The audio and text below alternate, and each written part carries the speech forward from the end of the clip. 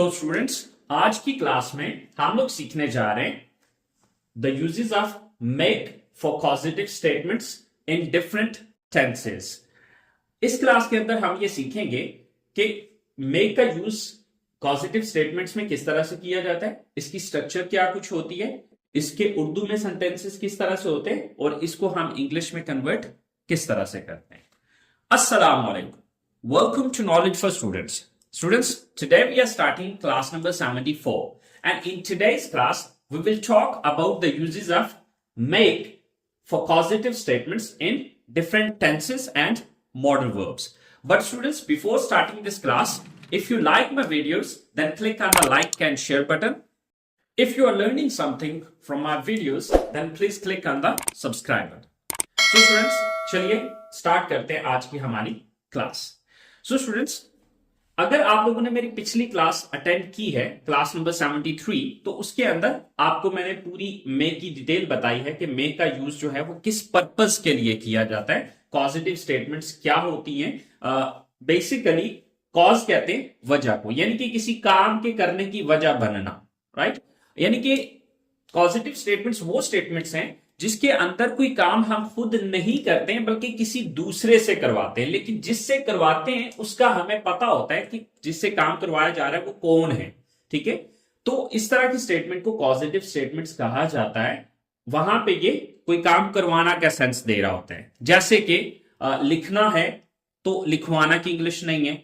इसी तरह हमारे पास जो है वो पीना की इंग्लिश है, पिलाना की इंग्लिश नहीं है। तो लाइक इस तरह के जो सेंटेंसेस होते हैं वहां पे हम मेक का यूज करते हैं और इस तरह के सेंटेंसेस को पॉजिटिव स्टेटमेंट कहा जाता है, राइट। तो स्टूडेंट्स, यहां पर इसकी स्ट्रक्चर क्या होगी कि first of all we have to use subject, after that make.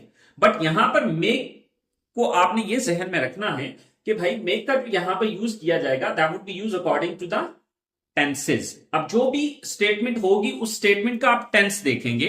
तो अब ये सारी स्टेटमेंट्स आपको तभी समझ में आएंगी अगर आपने मेरी पिछली क्लासेस अटेंड की हुई हैं टेंसेस वाली और मॉडल वर्ब्स वाली, तो क्योंकि हम इनका इस्तेमाल जो है वो मुख्तलिफ टेंसेस और मुख्तलिफ मॉडल वर्ब्स में करने वाले हैं।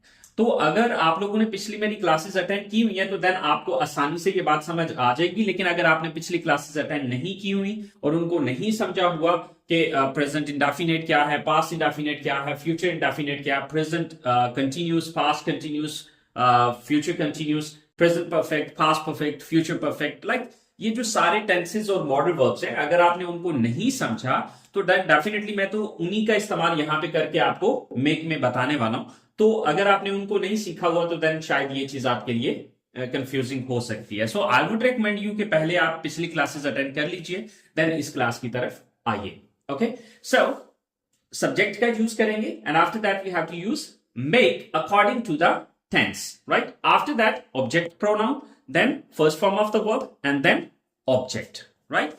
अब यहां पर इस चीज को अंडरस्टैंड करने से पहले हमें इस चीज को थोड़ा सा अंडरस्टैंड करना है कि ये चीज हम पीछे टेंसेस के अंदर भी डिस्कस कर चुके हुए हैं कि हमारा जो भी जब भी हम स्टेटमेंट बनाते हैं प्रेजेंट की, तो उसमें जो फर्स्ट वर्ब होता है वो फर्स्ट फॉर्म में होना चाहिए। ओके, द फर्स्ट वर्ब, क्योंकि एक ही सेंटेंस के अंदर समटाइम्स 2 या 3 वर्ब्स आ जाते हैं। ओके, अब इसके अंदर ये बात भी याद रखनी है कि चाहे वो वर्ब हेल्पिंग वर्ब है चाहे वो मेन वर्ब है। अब देखिए फैमिली तो एक ही है, चाहे वो मेन वर्ब है चाहे वो हेल्पिंग वर्ब है, लेकिन आने वाला जो भी पहला वर्ब होगा प्रेजेंट में उसकी फर्स्ट फॉर्म का इस्तेमाल किया जाएगा। वो इधर that is a helping verb और that is a main verb. जो भी पहले नंबर पे आ गया है, ठीक है, उसकी फर्स्ट फॉर्म का इस्तेमाल किया जाएगा प्रेजेंट के लिए। If we talk about the past, तो पास्ट में जो भी पहले नंबर पे वर्ब आ रहा होता है वो हमेशा सेकंड फॉर्म में होता है। ओके, इसके बाद बात करते हैं हम फ्यूचर की। तो फ्यूचर में जो फर्स्ट वर्ब आ रहा होगा उसके साथ फर्स्ट फॉर्म लगाई जाएगी, लेकिन फर्स्ट फॉर्म से पहले विल का यूज किया जाएगा। ठीक है, first verb should be in first form and before verb there should be helping verb will. मतलब ये कि प्रेजेंट में फर्स्ट फॉर्म का यूज किया जाएगा इस जगह पर, पास्ट में सेकंड फॉर्म का यूज किया जाएगा इस जगह पर, और फ्यूचर में फर्स्ट फॉर्म का यूज किया जाएगा इस जगह पर, लेकिन इससे पहले विल का यूज किया जाएगा। आई होप आपको ये पॉइंट समझ में आ गया होगा। शॉर्ट सा दोबारा मैं बता रहा हूं। प्रेजेंट में आने वाले पहले वर्ब की फर्स्ट फॉर्म यूज की जाती है, पास्ट में आने वाले पहले वर्ब की सेकंड फॉर्म यूज की जाती है, और फ्यूचर में आने वाले पहले वर्ब की फर्स्ट फॉर्म यूज की जाती है, लेकिन फर्स्ट फॉर्म से पहले विल का या शेल का यूज किया जाता है। तो यहां पर मैंने शेल का यूज नहीं बताया बिकॉज मॉडर्न इंग्लिश में शेल का यूज बहुत कम हो रहा है, जिसकी वजह से सबके साथ विल ही लगा रहे हैं, तो मैंने इसीलिए जस्ट विल यूज किया, यहां पर शेल का वर्ड यूज नहीं किया। तो चले अब हम इससे ये जो सेंटेंसेस लिखे हुए हैं, ये मैंने 9 टेंसेस के सेंटेंसेस लिखे। Okay, so the first sentence is वो मुझसे हाथ लिखवाता है। अब ये जो स्टेटमेंट है या ये जो सेंटेंस है, ये हमारा प्रेजेंट इंडेफिनिट का सेंटेंस है, राइट। वो मुझसे हाथ लिखवाता है। अब है आ रहा है तो डेफिनेटली ये बात प्रेजेंट की हो रही है, तो यहां पे हमारा आने वाला ये जो पहला वर्ब है ये फर्स्ट फॉर्म में आएगा। वो मुझसे हाथ लिखवाता है। He makes me write a letter. He makes me write a letter. First of all, I wrote here subject, then makes. Because आपको पता है कि प्रेजेंट के अंदर जब भी ही शीट या सिंगल नेम को यूज किया जाता है तो उसके साथ एस या एस का इंक्रीजमेंट किया जाता है, तो इस चक्कर में हमने यहां पर मेक्स लगाया। आफ्टर दैट ऑब्जेक्ट प्रोनाउन, क्योंकि ये काम किससे करवाया जाता है, मुझसे करवाया जाता है, so me. Then first form of the verb, काम क्या करवाया जाता है, लिखवाया जाता है, तो लिखना की इंग्लिश होती है राइट। देन क्या चीज लिखवाई जाती है, a letter. He makes me write a letter, वो मुझसे हाथ लिखवाता है। अगर इसी बात को मैं पास्ट में लेके जाऊं, अगर हम सेकंड स्टेटमेंट को देखें तो हमारी सेकंड स्टेटमेंट क्या है कि उसने मुझसे हाथ लिखवाया या लिखवाया था, राइट। अब इन दोनों में से कुछ भी हो जाए, मतलब एक ही निकल रहा है। ओके, तो अब ये बात चलेगी किसमें, पास्ट में। अब पास्ट में ये बात चलेगी तो हमने क्या करना है कि ये जो आने वाला पहला वर्ब है इसी को हमने सेकंड फॉर्म में कन्वर्ट करना है। There is no other change, बाकी और कोई तब्दीली नहीं है, बाकी सेम एज इट इज रहेगा। तो चलें देख लेते हैं। सो उसने मुझसे हाथ लिखवाया, he made me write a letter. He made me write a letter. उसने मुझसे हाथ लिखवाए, वो मुझसे हाथ लिखवाएगा, राइट। अब बात आ जाती है फ्यूचर की। तो फ्यूचर का रूल हमने क्या पढ़ा कि भाई जो भी आने वाला पहला वर्ब है उसको फर्स्ट फॉर्म में लगा के उससे पहले विल का यूज करें। इट मींस यहां पर मेक का यूज किया जाएगा बट उससे पहले विल लगेगा। सो he will make me write a letter. He will make me write a letter. वो मुझसे हाथ लिखवाएगा। Okay, then next statement number 4 पे हमारे पास आ रही है, वो मुझसे हाथ लिखवा रहा है। अब जब भी रहा है, रही है, रहे हैं वगैरह आता है तो वो हमें पता है कि भाई कंटिन्यूस को, यानी कि उसमें काम कंटिन्यू होता है, जारी होता है, तो उसको कंटिन्यूस टेंस कहा जाता है। तो ये अब है के साथ आ रहा है तो it means this is present continuous. अब प्रेजेंट कंटिन्यूस का रूल क्या है कि आईएनजी फॉर्म लगाई जाती है और उससे पहले हेल्पिंग वर्ब की फर्स्ट फॉर्म लगाई जाती है, इज एम आर, राइट। तो यहां पर हम क्या कहेंगे, अब ये मैं लंबी चौड़ी तफसील यहां पर इसलिए नहीं बता रहा कि अगर आपने पिछली क्लासेस अटेंड की हुई है तो आपको इन चीजों का पता होगा, ताकि हम क्लास को ज्यादा लंबा खींचे ना। Okay, so he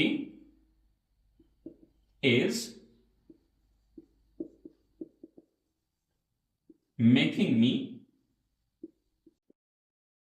write a letter. He is making me write a letter. Okay? वो मुझसे हाथ लिखवा रहा था। अब वो मुझसे हाथ लिखवा रहा था, अब था आ गया तो ये पास्ट की बात होगी, और रहा को देखा तो पता चला ये कंटिन्यूस है, राइट। तो अब यहां पर हमने, हमारे पास आने वाला पहला वर्ब क्या है, मेक, सॉरी इज है, तो अब इज की सेकंड फॉर्म लगेगी। तो इज की सेकंड फॉर्म क्या होती है, he was making me write a letter. He was making me write a letter. वो मुझसे हाथ लिखवा रहा था, वो मुझसे हाथ लिखवा रहा होगा। अब गा को देखा तो पता चला भाई ये तो बात फ्यूचर की हो रही है, तो इसका मतलब है विल प्लस फर्स्ट फॉर्म का यूज किया जाएगा। और रहा को देखा तो पता चला भाई ये तो कंटिन्यूस है, तो आईएनजी फॉर्म लगेगी। तो अब हम क्या करेंगे, he will be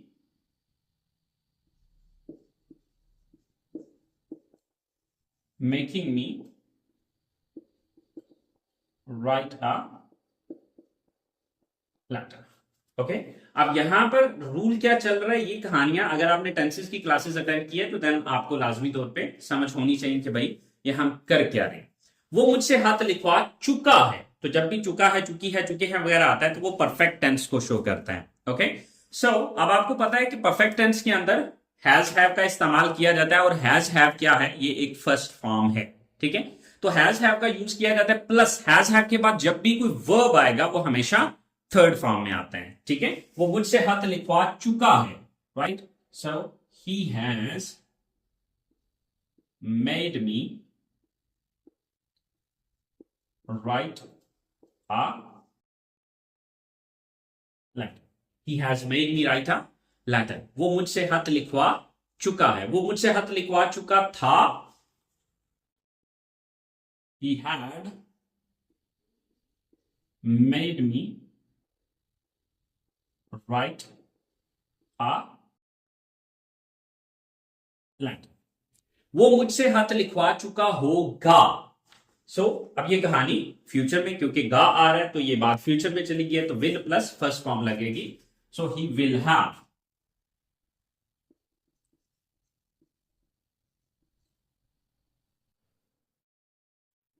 made me write a letter.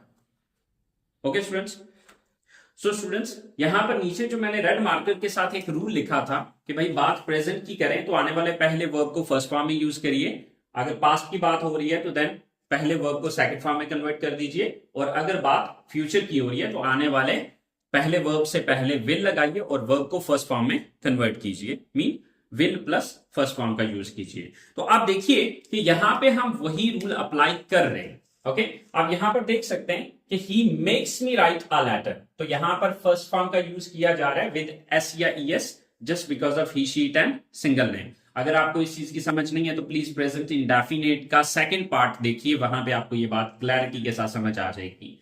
Then he made, अब आने वाला पहला वर्ब ये था तो इसको हमने मेक को मेड में कन्वर्ट किया। अब आने वाला पहला वर्ब यहां पर ये था तो देखें विल प्लस फर्स्ट फॉर्म लगी हुई है। यहां पर आने वाला पहला वर्ब इज है तो इज एक फर्स्ट फॉर्म में काउंट की जाती है हेल्पिंग वर्ब की। अगर यहां पे मैं आने वाले पहले वर्ब को देखूं तो वो वाज है, तो ये भी है। देन हमारे पास आने वाला पहला वर्ब बी है और इससे पहले हमने विल लगाया, विल बी। देन यहां पर हमारे पास हैज फर्स्ट फॉर्म आ रही है और देन उसके बाद थर्ड फॉर्म है। यहां पर हैड सेकंड फॉर्म है और यहां पर विल प्लस हैव विल के साथ फर्स्ट फॉर्म है। तो आई होप सो स्टूडेंट्स आप लोगों को ये बात समझ में आ गई होगी कि किस तरह से हमने इसका इस्तेमाल करना है। नेक्स्ट हमारे पास जो अगली स्टेटमेंट्स आ रही हैं वो 2 घंटों से मुझसे हाथ लिखवा रहा है, तो ये हमारी प्रेजेंट परफेक्ट कंटिन्यूस टेंस की स्टेटमेंट है। तो चलिए इसको बनाते हैं। वो 2 घंटों से लेकिन यहां पे मैं इस टेंस का रूल नहीं आपको बताने जा रहा, तो ये चीजें आपने पिछली क्लासेस में चूंकि पढ़ी हुई हैं तो जस्ट मैं इनको डिफरेंट टेंसेस में और डिफरेंट मॉडल वर्ब्स में इसका इस्तेमाल करके आपको समझा रहा हूं कि भाई इसका इस्तेमाल मुख्तलिफ टेंसेस या मुख्तलिफ मॉडल वर्ब में किस तरह से होगा। वो 2 घंटों से मुझसे हाथ लिखवा रहा है, so he has been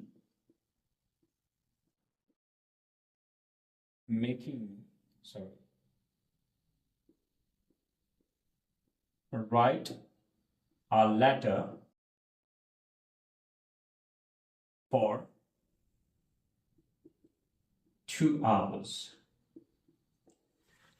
He has been making me write a letter for 2 hours. वो 2 घंटों से मुझसे खत लिखवा रहा है। वो मुझसे 2 घंटों से खत लिखवा रहा था। अब बात पास्ट की चली गई है तो सिर्फ एक चेंज करना है, हैज को हैड में कन्वर्ट कर देना है, बाकी सारा सेम एज इट इज रहेगा। He had been making me write a letter for 2 hours, right? Then third statement है वो 2 घंटों से मुझसे खत लिखवा रहा होगा।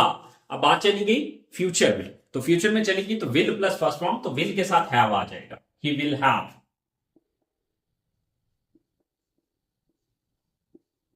Been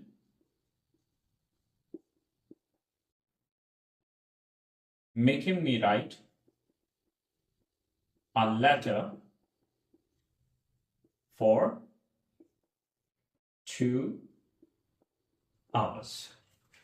He will have been making me write a letter for 2 hours. वो 2 घंटों से मुझसे हाथ लिखवा रहा होगा। If we look at the fourth number statement, वो मुझसे हाथ लिखवा सकता है आ रहा है, तो इट मीन्स कि ये हमारी can मॉडल वर्ब की स्टेटमेंट है। So he can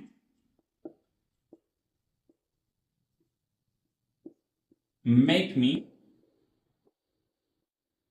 write a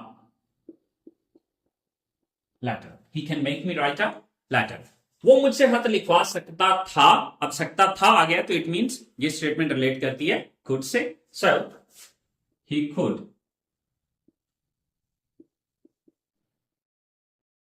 make me write a letter. He could make me write a letter. वो मुझसे हाथ लिखवा सकता था। देन नेक्स्ट स्टेटमेंट है उससे मुझसे हाथ लिखवाना चाहिए। अब चाहिए कह रहे हैं तो इट मीन्स कि ये शुड मॉडल वर्ब की स्टेटमेंट है, तो इसका क्या बनेगा, ही should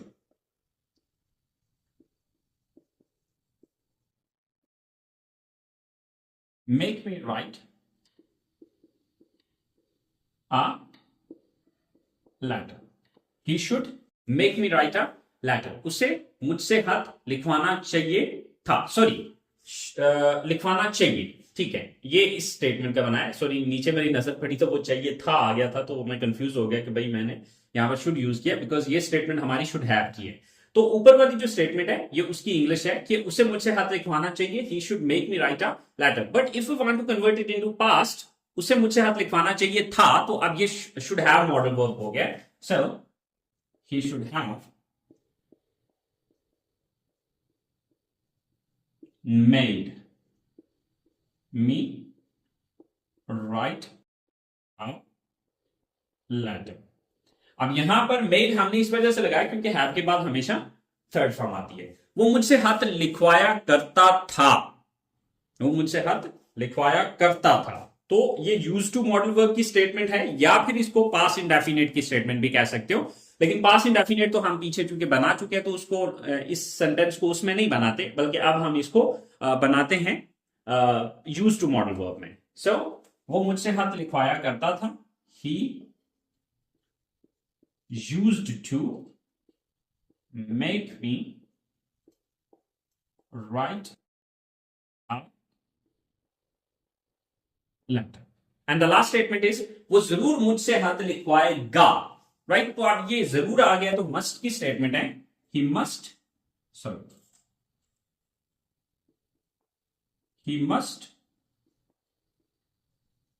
make me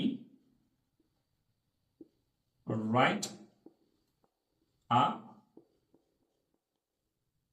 later. Okay students, so ये क्राइटेरिया है हमारा पॉजिटिव सेंटेंसेस को बनाने का। तो अभी मैंने बहुत से मॉडल वर्ब्स को छोड़ दिया है, तो बाकी भी मॉडल वर्ब्स जो होंगे उनमें भी उस मॉडल वर्ब के अकॉर्डिंगली हम इनका इस्तेमाल करेंगे। तो मैंने ऑलमोस्ट जो है वो आप लोगों को 17-18 डिफरेंट सेंटेंसेस के अंदर बना के आपको ये चीज समझाई है। तो आई होप सो कि आपको ये बात क्लैरिफाई होगी। बाकी जो रिमेनिंग मॉडल वर्ब्स हैं या जो रिमेनिंग रूल्स रेगुलेशंस हैं, उनके अकॉर्डिंग फिर वहां पे आपने देख लेना कि इसका इस्तेमाल किस तरीके से किया जाएगा, क्योंकि अगर मैं सारे के सारे यूजेस बताऊंगा तो वो बहुत लंबा चौड़ा काम हो जाएगा।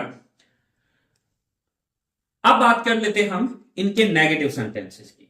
तो इनके नेगेटिव सेंटेंसेस बनाने का सिंपल सा क्राइटेरिया है, वो आप लोगों को पता है कि एक रूल मैंने आपको पिछली क्लासेस में समझाया था कि जिस बंदे को पॉजिटिव सेंटेंस बनाना आता है उसके लिए नेगेटिव और इंट्रोगेटिव सेंटेंसेस बनाना प्रॉब्लम नहीं है। क्यों नहीं है? क्योंकि सिंपली आपने देखना ये होता है कि हमारे सेंटेंस के अंदर हेल्पिंग वर्ब मौजूद है। अगर हेल्पिंग वर्ब मौजूद है तो पहले हेल्पिंग वर्ब के बाद नॉट लगा दीजिए। बट अगर हमारे पास हेल्पिंग वर्ब नहीं है सेंटेंस के अंदर, तो वहां पे हमने क्या करना होता है कि हमने ये देखना होता है कि वो बात प्रेजेंट की हो रही है तो डू नॉट या डज नॉट लगाते हैं, अगर पास्ट की होती है तो डिड नॉट लगाते हैं, और फ्यूचर में तो वैसे भी विल आ रहा होता है, तो विल एक हेल्पिंग वर्ब है तो उसके बाद हमने सिंपली नॉट लगाना है। तो चलें अब हम इसके नेगेटिव सेंटेंसेस को देख लेते हैं ताकि आपको बात समझ में आ जाए। अब देखिए कि ही मेक्स, तो यहां पर फर्स्ट फॉर्म के साथ एस या ईएस लगा, तो अब चूंकि यहां पर तो मेन वर्ब आ रहा है, हेल्पिंग वर्ब तो नहीं है, तो यहां पर हमने क्या करना है, डू नॉट। लेकिन अब आने वाला पहला वर्ब ये है, तो ये जो एस या यस यहां पे लगाया था, ये यहां से अरेज करके हमने यहां पर लगा देना है। तो अब ये सेंटेंस क्या हो जाएगा जब नेगेटिव बनेगा कि वो मुझसे खत नहीं लिखवाता है, he does not make me write a letter, and in short form he doesn't make me write a letter। अब अगर मैं बात करूं उसने मुझसे खत लिखवाया या लिखवाया था, तो अब इसको मैं पास्ट में लेके जाता हूं, तो वो उसने मुझसे खत नहीं लिखवाया या नहीं लिखवाया था। तो अब क्या है, ये बात पास्ट की हो रही है, तो अब हम डू की सेकंड फॉर्म लगाएंगे। डू की सेकंड फॉर्म क्या है, डिड, तो यहां पे आ जाएगा डिड नॉट। बट जब यहां पर सेकंड फॉर्म ऑलरेडी लग रही है तो फिर यहां पर सेकंड फॉर्म नहीं लगानी, हम इसको फर्स्ट फॉर्म में कन्वर्ट करेंगे, so it will become make. तो अब ये स्टेटमेंट क्या हो जाएगी, he did not make me write a letter, उसने मुझसे खत नहीं लिखवाया। Then the next statement is he will, तो यहां पर हम देख रहे हैं कि हमारे पास हेल्पिंग वर्ब मौजूद है will, so after will we have to put not, क्योंकि रूल ये था कि अगर हेल्पिंग वर्ब हो तो पहले हेल्पिंग वर्ब के बाद नॉट लगा दीजिए, और अगर हेल्पिंग वर्ब नहीं है तो फिर डू नॉट, डज नॉट या डिड नॉट लगाइए। ठीक है, तो अब ये रूल जो है वो चूंकि हम पीछे डिटेल से डिस्कस कर चुके हैं, सो टाइम वेस्ट नहीं करना हमें इस चीज पे, तो ये पिछली क्लासेस में आप प्लीज देख लीजिएगा, वहां से आपको क्लैरिटी हो जाएगी। So he is making me write a letter, वो मुझसे खत लिखवा रहा है। अगर मैं कहता हूं वो मुझसे खत नहीं लिखवा रहा है, ही इज नॉट, क्योंकि इज जो है ये एक हेल्पिंग वर्ब है। इसी तरह यहां पर वाज एक हेल्पिंग वर्ब है, तो वाज के बाद हमने नॉट लगा देना है। यहां पर दो हेल्पिंग वर्ब आ रहे विल बी, तो यहां पर हमने क्या करना है, क्योंकि पहले हेल्पिंग वर्ब के बाद नॉट लगाना होता है कि विल के बाद नॉट लगाएंगे। He will not be making me write a letter. अब यहां पर अगर मैं इसकी बात करूं तो यहां पर ये हैज एक हेल्पिंग वर्ब है, so after has we have to write not. यहां पर हैड हेल्पिंग वर्ब है, तो आफ्टर हैड नॉट, और यहां पर विल हेल्पिंग वर्ब है, will not have. Okay, next हमारे पास जो अगले नेगेटिव सेंटेंसेस हैं वो ये सेंटेंसेस हैं, तो इसमें हम क्या कर रहे हैं, यहां पर हमारे पास पहला हेल्पिंग वर्ब है has, so we have to put not after has not been, so यहां पर हैड नॉट बीन, यहां पर will not have been, here after can not, here could not, here should not, here should not have, here did not, used to, did not, used to, and he must not make। Okay, तो जब आपने इनके negative बनाने तो इस तरह आपने पहले पहले हेल्पिंग वर्ब के बाद नॉट लगा देना है। अब बात आ जाती है इसके इंटरगेटिव सेंटेंसेस की। तो अब इंटरगेटिव सेंटेंसेस का भी रूल बहुत सिंपल सा है। आपको पता है कि जो बंदा नेगेटिव सेंटेंसेस बना सकता है उसके लिए इंटरगेटिव सेंटेंसेस बनाना कोई बड़ी बात नहीं है। क्यों नहीं है? क्योंकि उसके लिए एक सिंपल सा रूल है। आपने देखना ही होता है कि जब आपने किसी सेंटेंस का नेगेटिव बनाया था तो आपने किस लफ्ज के बाद नॉट लगाया था। जिस लफ्ज के बाद आपने नॉट लगाया था उसी लफ्ज को उठा के सब्जेक्ट से पहले ले आओ, so that would be converted into interrogative या सिंपल इंटरोगेटिव सेंटेंसेस। ओके, तो अब जैसे कि हम देख रहे हैं कि यहां पर हमने जो नॉट लगाया था वो किसके बाद लगाया था? डज के बाद। सो इट मींस ये डज उठा के मैं यहां पर लिखूंगा और नॉट को खत्म कर दूंगा तो ये मेरा सिंपल इंटरोगेटिव हो जाएगा और एंड पे हमारा क्वेश्चन मार्क हो जाएगा। अब मैं ये करके दिखा देता हूं आपको। तो यहां पे डज आ जाएगा, यहां पर डिड आ जाएगा, यहां पर विल आ जाएगा, यहां पर इज आ जाएगा, यहां पर was, यहां पर will, यहां पर has, यहां पर had और यहां पर will। बट अब जब ये चीज लगेगी तो अब यहां से ये चीजें अरेज हो जाएंगी। ओके, तो यहां पर क्योंकि हम इन्हीं चीजों को उठा के सब्जेक्ट से पहले लेंगे। ओके, तो अब इन चीजों को हम यहां से अरेंज कर देंगे।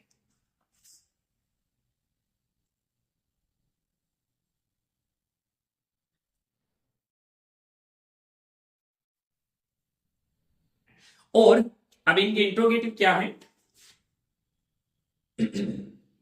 यहां पर हैज, यहां पर हैड, यहां पर विल, यहां पर कैन, यहां पर could, here, should, here again should, here did, here must. Okay, और यहां से हम इन चीजों को अरेंज करते हैं। सॉरी, यूज का खत्म नहीं किया जाएगा, यूज यहां पर ही रहेगा।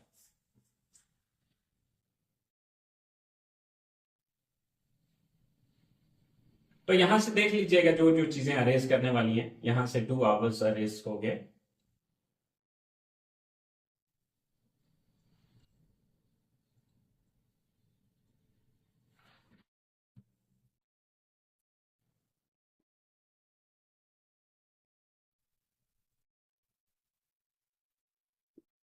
ओके, सो स्टूडेंट्स, एंड पे क्वेश्चन मार्क भी आपने सारे सेंटेंसेस के एंड पे दे देना है। तो इस तरह से हमारे इनके इंट्रोगेटिव्स बन जाएंगे। सो आई होप सो आप लोगों को जो मेक का डिफरेंट मॉडल वर्ब्स और डिफरेंट टेंसेस में इसका यूज है वो समझ में आ गया होगा। फिर भी अगर कोई कंफ्यूजन रह गया, कोई मसला मसाइल रह गया, तो then you can go to comments box and you can write the comment over there. इंशाल्लाह I will try my level best to clear up your confusion. तो मैं आपके जो भी कंफ्यूजन है इंशाल्लाह उनको क्लियर अप करने की कोशिश करूंगा। So okay then, next class तक के लिए इजाजत दीजिए। अल्लाह हाफिज।